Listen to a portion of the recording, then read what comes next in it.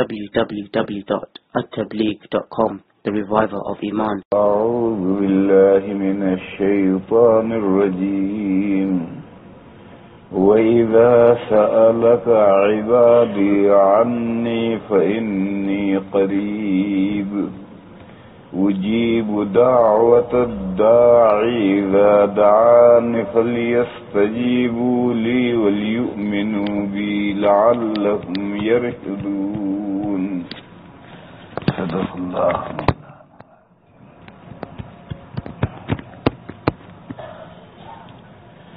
بزرگوں اور بھائیوں، قرآن کریم میں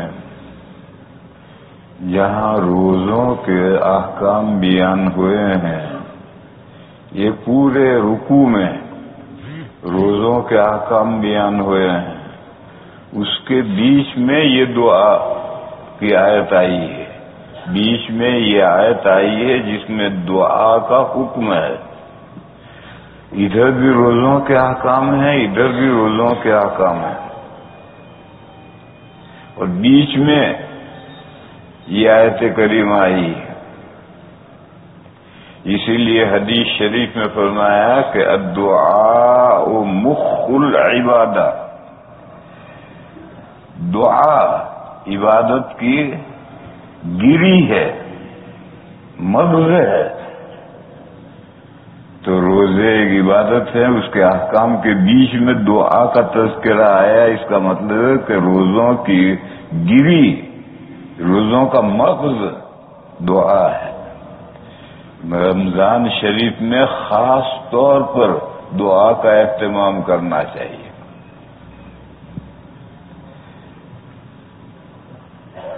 دعا کے معنی مانگنا،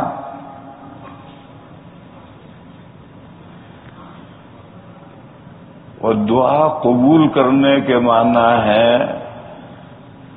دعا کو ریجیکٹ نہ کرنا.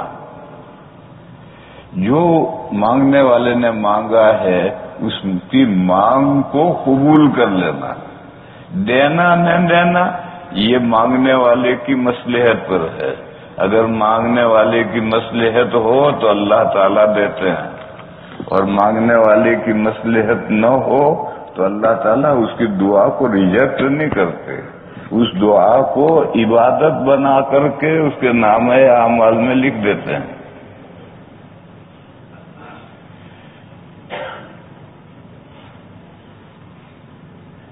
بس یہ آیت کریمہ جو روزوں کے احکام کے درمیان میں آئی ہے، جس میں بندوں کو اللہ نے حکم دیا ہے کہ رمضان شریف میں مانگیں اللہ سے. کیا فرمایا؟ وَإِذَا سَأَلَكَ عِبَادِي عَنِّي فَإِنِّي قَرِيبٌ. کبھی سوال جواب سے سمجھ میں آتا ہے کہ پوچھنے والے نے کیا پوچھا، اور کبھی جواب سوال سے سمجھ میں آتا ہے کہ کیا پوچھا تھا جس کا یہ جواب ہے. تو اللہ تعالیٰ نے فرمایا کہ جب میرے بندے میرے بارے میں پوچھیں، کیا پوچھیں، جواب سنو تو میں نزدیک ہوں. اس سے سمجھ میں آیا کہ پوچھنے والوں نے کیا پوچھا ہے. انہوں نے یہ پوچھا، صحابہ نے یہ پوچھا کہ اللہ جل شانہ عم نوالہ ہم سے نزدیک ہیں، قریب ہیں، کہ ہم آہستہ سے پکاریں اللہ کو، مانگے اللہ سے، یا دور ہیں تو شور سے چلا کر کے اللہ کو پکاریں. اللہ ہم سے قریب ہیں یا دور ہیں؟ تو جواب آیا کہ میرے بندوں کو بتا دیجئے کہ میں اپنے بندوں سے قریب ہوں. فإنی قریب. جب اللہ تعالیٰ قریب ہیں تو زور سے چلا کر مانگنے کی کیا ضرورت ہے؟ چپکے سے مانگنا بھی تو کافی ہے.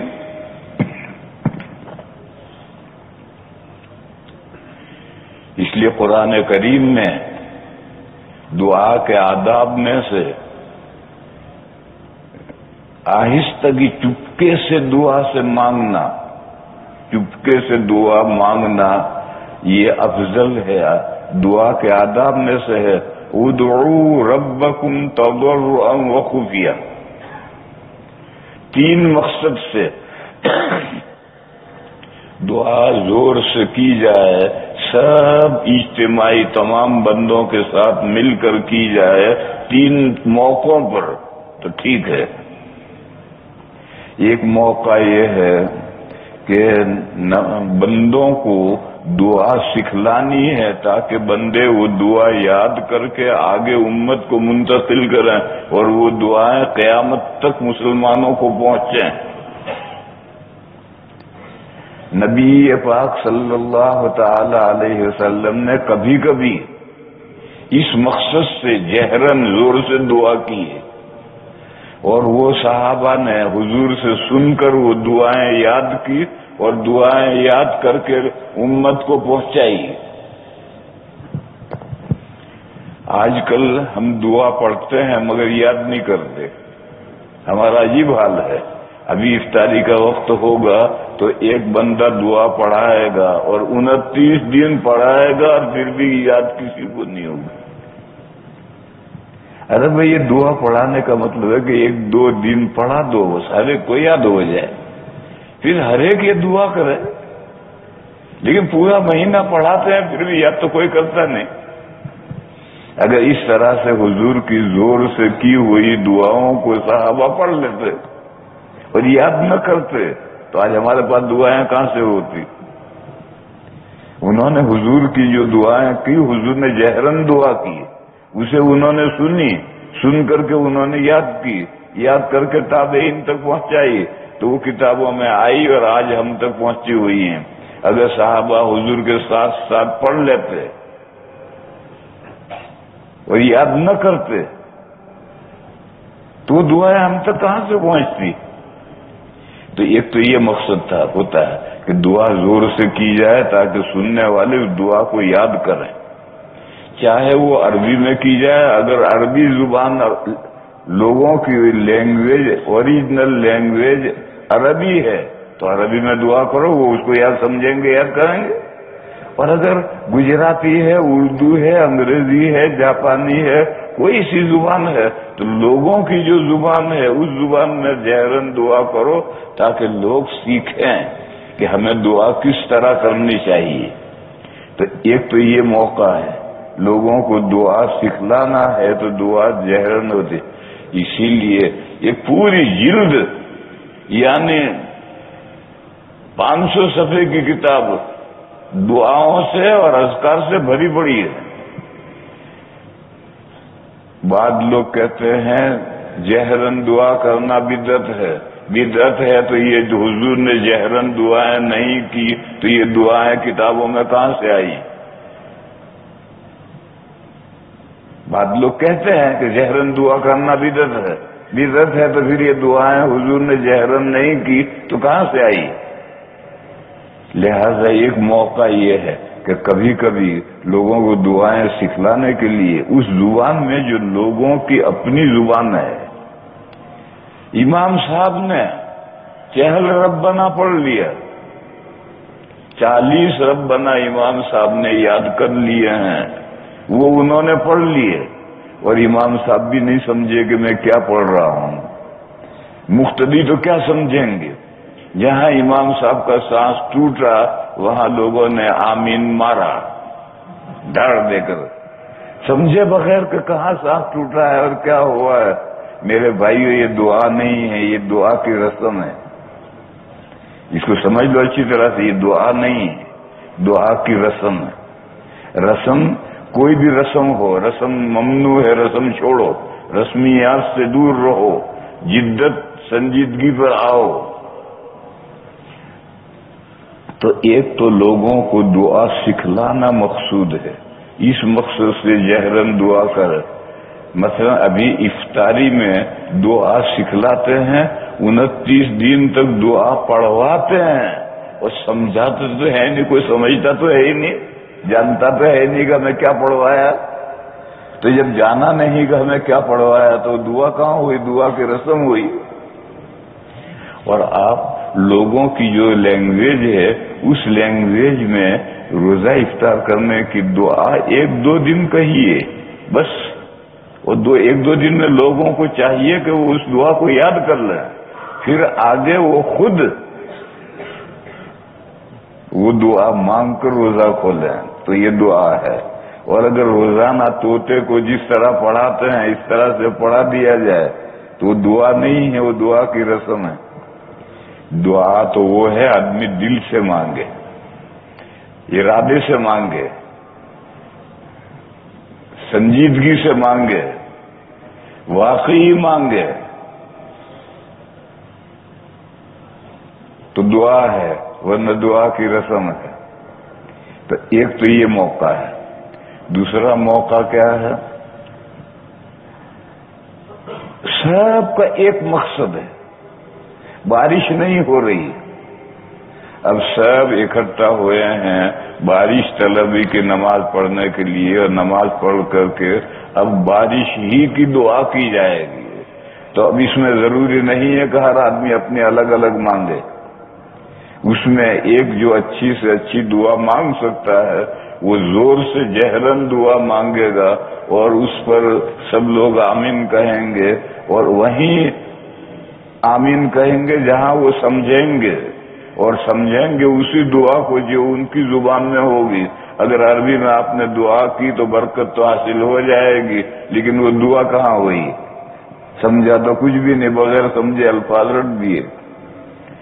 تو دوسرا اجتماعی موقع ہے، کسی کا انتقال ہو گیا، اس انتقال پر ایصال ثواب کے لیے اکٹھا ہوئے لوگ، کوئی پابندی نہیں، نہ دن کی پابندی نہ وقت کی پابندی، اکٹھا ہو کر جو کچھ پڑھنا ہے پڑھ کر ایصال ثواب کیا. پھر دعا کی، اس مرحوم مرنے والے کی مغفرت کے لیے دعا کی. تو یہاں ضروری نہیں ہے کہ سب آہستہ آہستہ دعا کرے، ایک زور سے دعا کرے، اس زبان میں دعا کرے جس کو لوگ سمجھتے ہیں اور لوگ سمجھ کر آمین کہیں. یہ دوسرا موقع ہے. اور تیسرا موقع ہے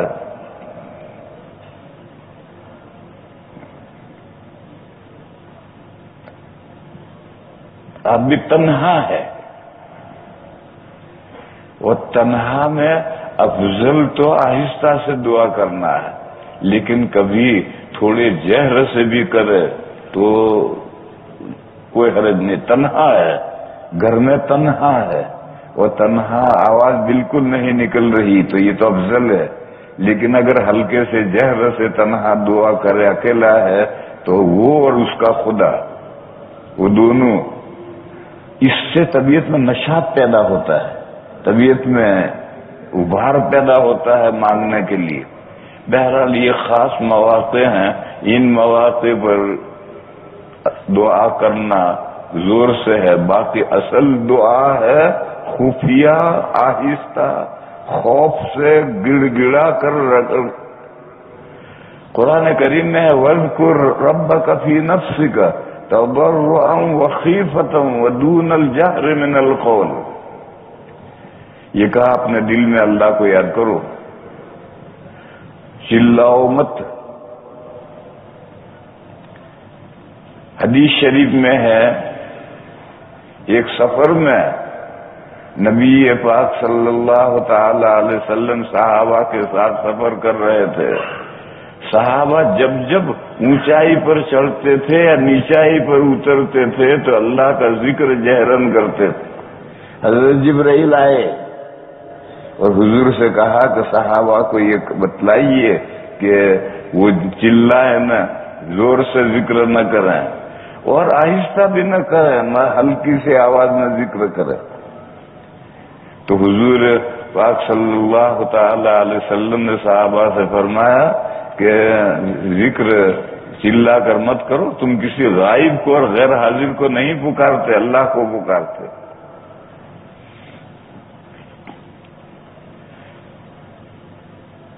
تو اللہ نے فرمایا کہ دل میں اللہ کو یاد کرو، دل میں ڈر بھی ہونا چاہیے اور گڑ گڑا کر بھی دعا ہونی چاہیے. حضرت مولانا محمد عمر صاحب پالنپوری قدس سرہ فرمایا کرتے تھے کہ آج کل ہماری دعائیں کیا ہے؟ جیسے ہم ہوٹل میں جاتے ہیں تو بیرے کو آرڈر دیتے ہیں کھانا لانے کا، اس طرح سے ہم دعا کرتے ہیں۔ بیرے سے کہ 3 چپاتی لاؤ، آدھا پلیٹ بنا لاؤ، ساتھ میں کچوبر بھی لائیو۔ اسی طرح سے ہم دعا کرتے ہیں، یا اللہ یہ کر دے، یا اللہ یہ کر دے، تو اللہ میں تمہارے باپ کا نوکر ہے، جو تم کہو گے وہ کر دے گا۔ ارے گڑ گڑا کر دعا کرو، مانگو، اور یہ جو مانگو 1 مرتبہ مت مانگو، 3 مرتبہ مانگو کم سے کم، اور بار بار مانگو۔ سائل آتا ہے بڑے آدمی کے پاس تو ہاتھ لمبا، بابو جی دیتے جاؤ، بابو جی دیتے جاؤ، بابو جی دیتے جاؤ، یہی کہتا رہتا ہے، پیچھے پیچھے چلتا، بابو جی دیتے جاؤ، بابو جی دیتے جاؤ۔ اس کی آواز میں ایک سوز ہوتا ہے، ایک گڑگڑاہٹ ہوتی ہے، اور بار بار کہتا ہے۔ اس لیے میرے بھائیوں، جو مانگنا ہے کہ ایک مرتبہ کہہ دیا بس ہو گیا، نہیں، اس کی رٹ لگاؤ، ہاتھ لمبا کر کے بار بار مانگو، اور اللہ تعالی سے درخواست کرو۔ اللہ تعالی بندے کی دعا کو رد نہیں کرتے، ریجیکٹ نہیں کرتے، لیکن بندے نے جو مانگا ہے وہ دیتے بھی اس وقت ہیں جبکہ بندے کی مصلحت ہو، اور بندے کی مصلحت نہ ہو تو پھر اس کی دعا رد نہیں ہوتی، اس کی دعا قبول کر لی جاتی ہے اور اس کی عبادت بنا کر لکھ لی جاتی ہے۔ اللہ تعالیٰ یہی فرماتے ہیں، وَإِذَا سَأَلَكَ عِبَادِي عَنِّي فَإِنِّي قَرِيبٌ أُجِيبُ دَعْوَةَ الدَّاعِ إِذَا دَعَانِ، قبول کرتا ہوں میں دعا کرنے والے کی دعا کو جب وہ میری حضور میں، میری بارگاہ میں درخواست پیش کرتا ہے تو میں اس کی درخواست ریجیکٹ نہیں کرتا، لے لیتا ہوں۔ اجیب دعوت الداعی اذا دعانی، قبول کر لیتا ہوں میں دعا کرنے والے کی دعا کو جب وہ میرے حضور میں دعا کرتا ہے، درخواست پیش کرتا ہے تو میں اس کی دعا قبول کر لیتا ہوں۔ قرآن و حدیث میں کہیں یہ نہیں ہے کہ بندے مجھ سے مانگتے ہیں تو جو مانگتے ہیں میں اسے دے دیتا ہوں، یہ کہیں نہیں۔ دینا تو بندے کی مصلحت پر ہے۔ چھوٹے بچے کے ہاتھ میں چھری نہیں دی جاتی، اور بڑا مانگے تو دیتے ہیں۔ چھوٹے کو جو چھری دیتے تو اس کی مصلحت سے نہیں دیتے۔ بس اگر ایک رات میں ملک کے سارے ہی لوگ دعا کریں کہ یا اللہ مجھے اس ملک کا بادشاہ بنا دو، تو سب کو بادشاہ کیسے بنا دیا جائے؟ بھئی جس کے بادشاہ بننے کی اللہ کی نزدیک حکمت اور مصلحت ہوگی اسی کو تو بنائیں گے۔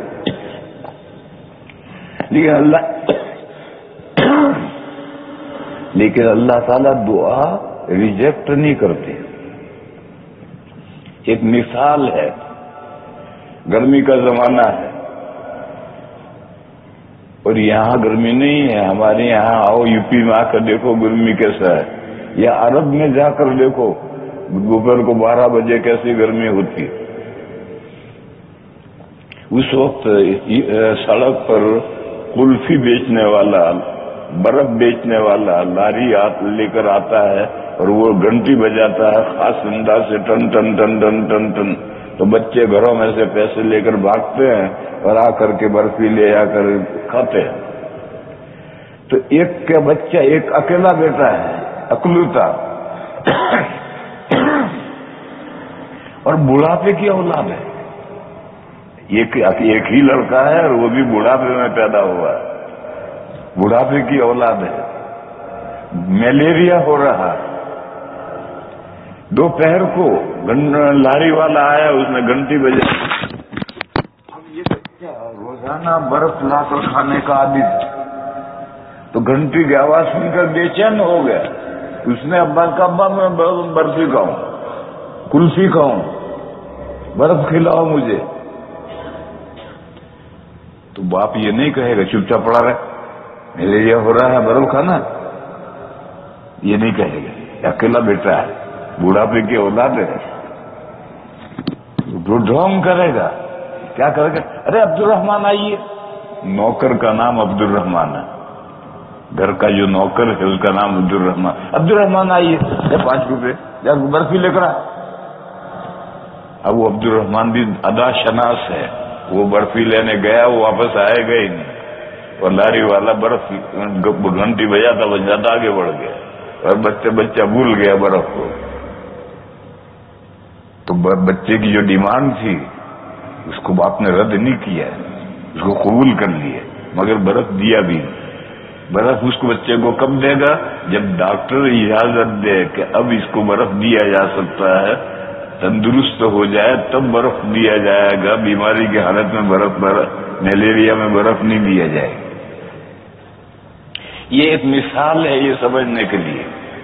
بندہ اللہ سے مانگتا ہے، ایک تو وہ مانگتا ہے جو نامناسب بات ہے وہ مانگتا ہے. تو اگر نامناسب بات بندہ مانگتا ہے تو اس بات کو تو اللہ قبول کرتے ہی نہیں. لیکن مناسب بات ہے تو پھر اللہ تعالیٰ اس بات کو قبول کر لیتا ہے.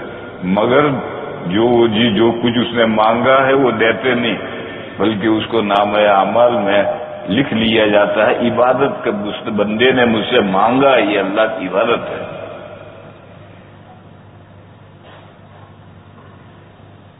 اور بندے کی مانگ پوری کب کی جائے گی؟ جب بندے کی مصلحت ہو تو اب مانگ پوری کی جائے گی. تو اللہ نے فرمایا وَإِذَا سَأَلَكَ عِبَادِي عَنِّي فَإِنِّي قَرِيبٌ اجیب لفظ آیا ہے، میں قبول کر لیتا ہوں، دیتا ہوں. یہ قرآن و حدیث میں کہیں نہیں آیا ہے. دینا نہ دینا یہ تو بندے کی مصلحت پر موقوف ہے. اجیب دعوت الداعی اذا دعانی فلیستجیبوا لی، لہذا میرا حکم قبول کرو. اس میں اشارہ ہے کہ اللہ کا حکم ہے کہ بندے اللہ سے مانگے.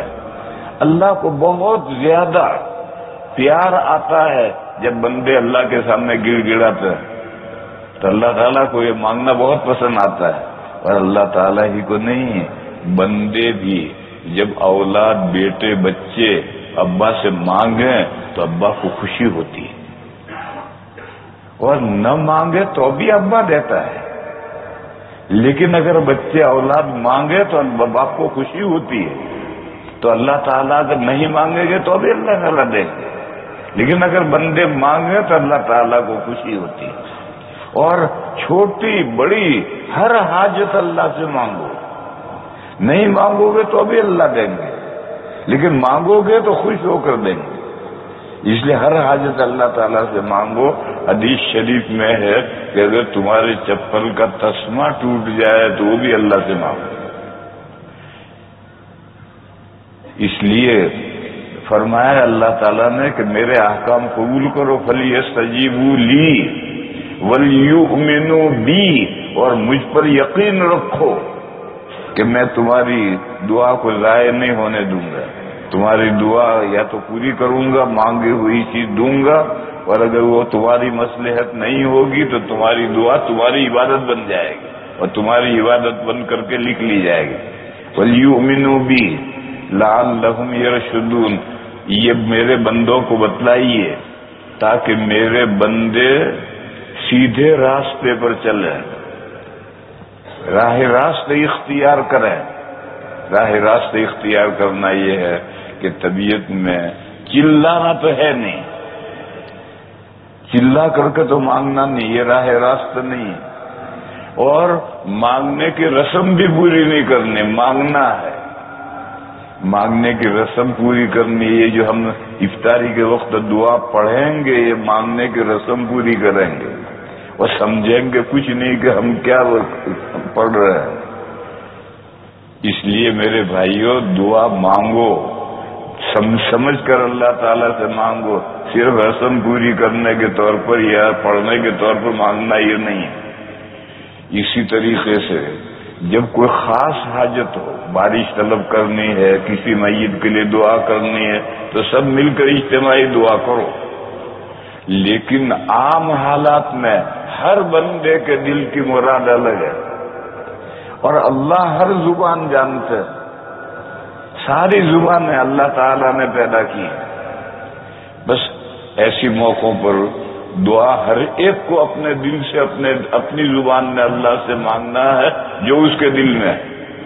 ایسے موقع پر ہم نے امام صاحب نے کچھ عربی دعائیں پڑھ ڈالی اور امام صاحب بھی سمجھے نہیں کہ میں نے کیا مانگا، کیونکہ وہ بھی عربی نہیں جانتے جیسی جاننی چاہیے.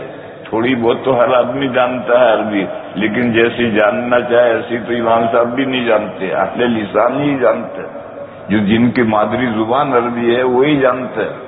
جو کچی زبان پڑھے ہوئے ہیں وہ پوری اعلیٰ درجے کی لینگویج نہیں جانتا. اور دعاؤں کے اندر جو قرآن و حدیث میں دعائیں ہیں اس میں اعلیٰ درجے کی عربی زبان ہے. اس عربی زبان کو تو ہم جیسے مولوی بھی نہیں جانتے. بس تبرکن جو جانتے ہو وہ پڑھو، باقی اپنی زبان میں اپنے دل کی مراد مانگو. اور امام صاحب کے جب تسبیحات پوری ہو جائیں امام صاحب مانگے، وہ مانگ چکے تو وہ ہاتھ پھیرا کر اٹھ کے چلے جائیں. لوگوں کی جب تسبیحات پوری ہو جائیں تو لوگ بھی ہاتھ اٹھا کر مانگنا شروع کر دیں. امام صاحب نے ہاتھ اٹھائے ہوں یا نہ اٹھائے ہوں، جس کی تسبیح پوری ہو جائے وہ ہاتھ اٹھا کر مانگنا شروع کرے. اور جس کا مانگنا پورا نہیں ہوا تو امام صاحب مانگ کر اٹھ کر گھر گئے، وہ مانگ رہا ہے، اس کا مانگنا پورا نہیں ہوا. جب پورا ہوگا تو ہاتھ پھیر کے جائے گا. کہنا یہ ہے کہ عام حالات میں ہر ایک کی دعا الگ الگ ہے، اجتماعی کے ساتھ دعا نہیں ہے اور ضروری بھی نہیں ہے. دیکھو السلام علیکم السلام علیکم، یہاں امام کا مقتدیوں کا رابطہ ختم، نماز پوری ہو. اب اس کے بعد یہ جو ہم دعا کرتے ہیں یہ ضروری ہے. کیوں ضروری ہے؟ حدیث شریف میں ہے کہ عبادت کا مغز دعا ہے، اور ہم نماز کے اندر دعا کرنے پر قادر نہیں. دعا کا اصل محل ہے قاعدہ اخیرہ آؤ، اللہ کی تعریف کرو، نبی پاک صلی اللہ تعالی علیہ وسلم پر درود بھیجو، اور پھر جم کر دعا کرو، خوب گر گرا کر دعا کرو. پھر جب دعا سے فارغ ہو جاؤ تو سلام پھیر دو، بات ختم ہو گئی. اب کائے کی دعا؟ جیسے جنازے کی ہم نماز پڑھتے ہیں تو یہ نماز ہی دعا ہے. پھر جب نماز ہی دعا ہے تو سلام پھیرنے کے بعد میں پھر دوسری دعا کا کیا مطلب؟ یہ نماز ہی دعا تھی. اور اگر جنازے کی نماز جو خود دعا ہے، اس دعا کے بعد دوسری دعا ہے تو دوسری دعا کے بعد تیسری دعا مانگو، تیسری کے بعد چوتھی مانگو، چوتھی کے بعد پانچویں مانگو، مانگتے ہی رہو. جنازہ پڑا پڑا سڑے گا، تم دعا پر دعا دعا پر دعا مانگتے رہو. ایسا نہیں ہے میرے بھائی. جب جنازہ خود دعا ہے تو دعا کے بعد دعا کا کیا مطلب؟ اسی طرح سے جو ہم نے قاعدے عقیدے میں ساری دعائیں اپنے دل کی آرزویں ساری مانگ لی تو اب سلام پھیرنے کے بعد دعا کا کیا مطلب؟ مگر میرے بھائیوں عربی نہیں جانتے. ہم نے ایک دعا یاد کی ہے، اللہم انی ظلمت نفسی، اس کو بھی نہیں سمجھتے کہ یہ کیا ہے. اس کے علاوہ اور کوئی مراد تو مانگ ہی نہیں سکتے. گھر میں بچہ بیمار ہے، اب ہم چاہتے ہیں کہ فجر کی نماز کے بعد بچے کی شفا مانگیں، تو نماز میں کیسے مانگیں گے؟ عربی تو ہم جانتے ہی نہیں. تو اجمیوں کی ضرورت کے لیے علماء کرام نے سلام کے بعد متصلاً ہر بندہ اپنی اپنی زبان کے اندر اللہ سے مانگے. اس کو حسن کہا ہے، سنت نہیں. حضور اور صحابہ کرام تو عربی جانتے تھے بہترین، اور وہ قاعدے میں سلام سے پہلے ساری دعائیں مانگتے تھے، لہذا سنت تو وہ ہے. اور ہم جو اپنی اپنی زبانوں میں دعا مانگتے ہیں یہ حسن اچھا ہے، ہماری ضرورت کی وجہ سے یہ ہے، اس کے بغیر ہم اپنی ضرورت پوری کر ہی نہیں سکتے. اس لیے میرے بھائیوں چند امام صاحب کا دعا، امام صاحب کی دعا ہے، ہر مقتدی کی روزانہ کی تمنا اور آرزو الگ ہے، حاجت اور ضرورت الگ ہے، لہذا اس کا خیال رکھ کر کے مانگو، اور اللہ تعالیٰ سے مانگو، اس زبان میں مانگو جس کو اللہ تعالیٰ نے پیدا کیا ہے۔ تو یہ حکم دعا کا روزوں کے احکام کے بیچ میں آیا ہے۔ معلوم ہوا کہ جو روزے ہیں، یہ روزوں کا پورا مہینہ جو ہے روزوں کا، یہ دعا کا مہینہ ہے۔ اس مہینے میں خوب دعائیں اللہ تعالیٰ سے مانگنی چاہیے۔ اللہ تعالیٰ ہمیں اس کی توفیق عطا فرمائے کہ ہم اپنی ضرورت اپنے طور پر خود مانگے۔ یہ جو نمازوں کے بعد جہری دعا ہے تو لوگ تو سمجھتے کچھ نہیں، تو لوگ تو بغیر سمجھے آمین کہتے ہیں، اور اس موقع کے علاوہ اور دعا کرنے کا کوئی موقع ہی نہیں آتا۔ آدمی صبح سے شام تک کاروبار میں مشغول ہے، یہ نمازوں کے بعد ہی تو موقع ہے، لہذا ان موقع سے فائدہ اٹھاؤ۔ ان نمازوں کے بعد اپنی زبان میں اللہ تعالیٰ سے جم کر دعا کو مانگو، اللہ تعالیٰ ہماری دعاؤں کو قبول فرمائے، اور اللہ تعالیٰ ہمیں حوصلہ عطا فرمائے، اللہ تعالیٰ ہمیں ہمت عطا فرمائے، اللہ تعالیٰ ہمیں توفیق عطا فرمائے کہ ہم اللہ تعالیٰ کی بارگاہ میں خوب گڑ گڑا کر مانگیں۔ وآخر دعوانا ان الحمد للہ رب العالمین۔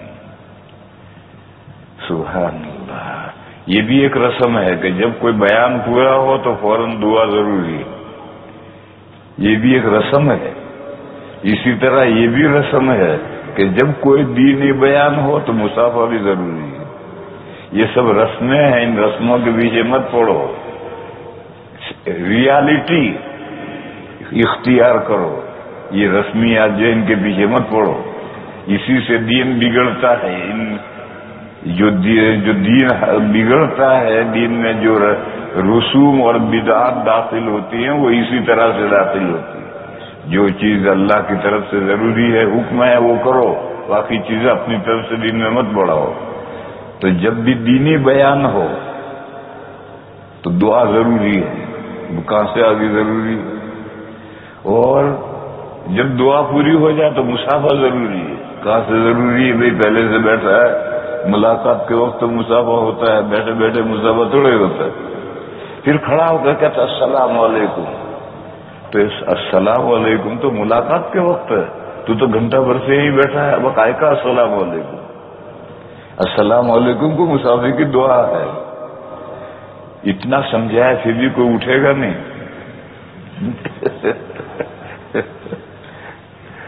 لا الہ الا اللہ وحدہ لا شریک